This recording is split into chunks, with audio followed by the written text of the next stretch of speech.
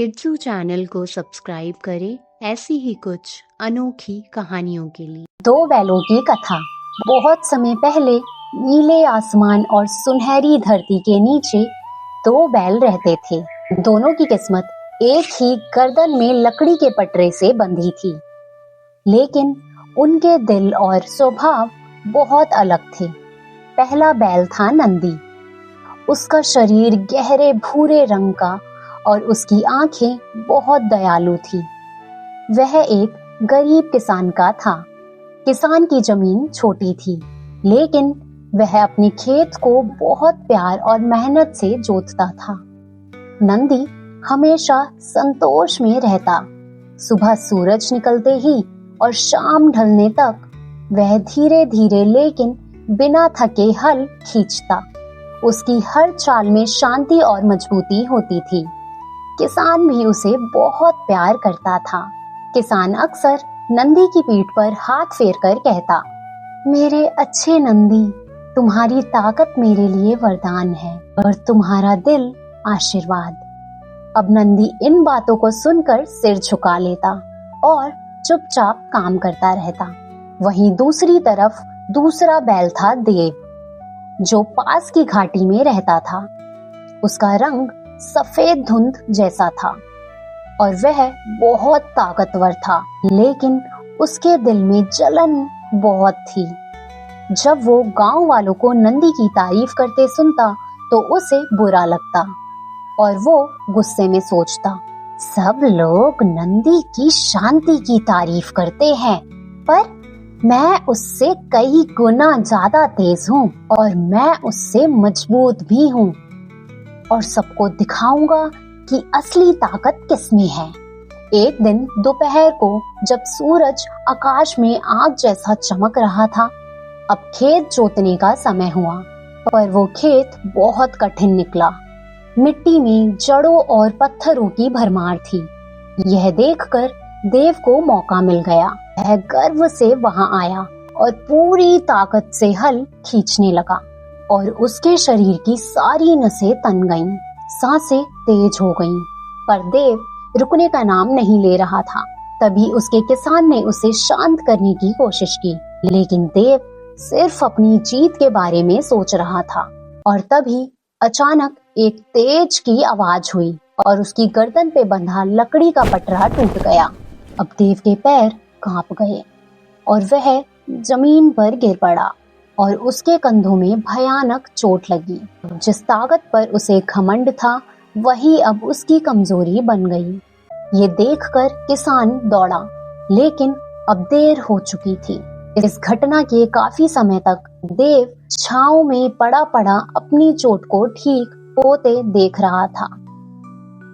नंदी पहले की तरह शांति और धैर्य से खेत जोतता रहा और उसका जीवन सादा और संतोष से भरा था। और देव ने इस दर्द से बहुत बड़ी सीख पाई कि सच्ची मेहनत तेजी और दिखावे से नहीं, बल्कि धैर्य, मेहनत और संतोष में है।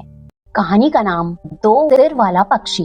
बहुत समय पहले की बात है। जंगल में एक अजीब सा पक्षी रहता था, जिसका नाम था भरुंड। उसकी सबसे बड़ी खासियत यह थी कि उसके दो सिर थे, लेकिन शरीर केवल एक। और सबसे हैरानी की बात यह थी कि दोनों सिर का पेट भी एक ही था।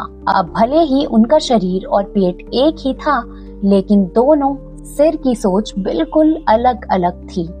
एक सिर समझदार और दयालु था, जबकि दूसरा सिर लालची और स्वार्थी था।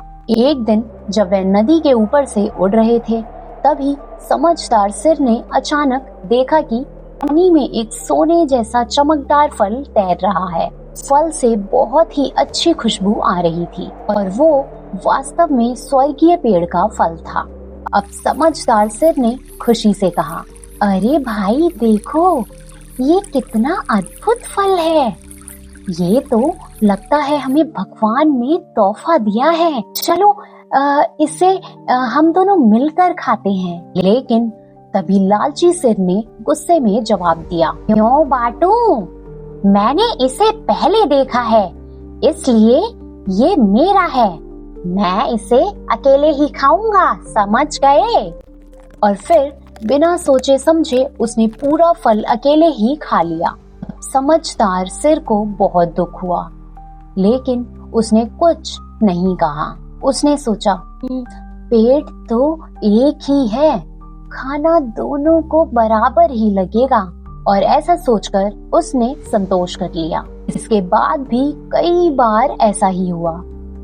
जब भी कोई मीठा और स्वादिष्ट फल मिलता, लालची सिर उसे अकेले ही खा जाता। फिर एक दिन की बात है, लालची सिर को एक कड़वा और जहरीला फल दिखा और उसने गुस्से से बोला, तुमने कभी मेरे साथ कोई फल नहीं बांटा, अब मैं ये जहरीला फल खाऊंगा ताकि तुम्हें दुख का एहसास हो। ये सुनकर समझदार सिर घबरा गया और हाथ जोड़कर विनती करने लगा, नहीं भाई, ऐसा मत करो, यह फल जहरीला है। याद रखो, हमारा शरीर और पेट एक ही है, अगर तुम इसे खाओगे तो हम दोनों मर जाएंगे। लेकिन लालची सिर ने उसकी बात को बिल्कुल नहीं माना और लालची सिर ने जिद करते हुए कहा, मुझे परवाह नहीं है, ये फल मैंने पाया है और इसे तो मैं जरूर खाऊंगा।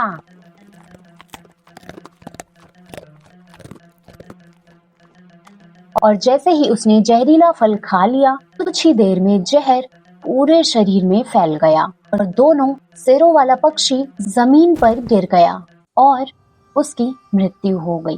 तो इस कहानी से हमें सीख मिलती है, हमें मिलजुल कर रहना और मिलजुल कर ही चीजें बांटना सीखना चाहिए। नंदी विशाल बैल की कथा। बहुत समय पहले गंधार नाम के देश में एक ताकतवर और सुंदर बैल का जन्म हुआ। यह बैल कोई साधारण बैल नहीं थी, वह थी बोधिसत्व। तो चलिए पहले बोधिसत्व का मतलब समझते हैं। बोधिसत्व का मतलब है जो आगे चलकर बुद्ध बने। भगवान बुद्ध बनने से पहले उनके बहुत से जन्म हुए थे। हर जन्म में उन्होंने अच्छे काम किए, जैसे दया, सच्चाई और सबकी मदद करना। तो ऐसे ही कई जन्मों से एक जन्म में भगवान बुद्ध बैल के रूप में प्रकट हुए।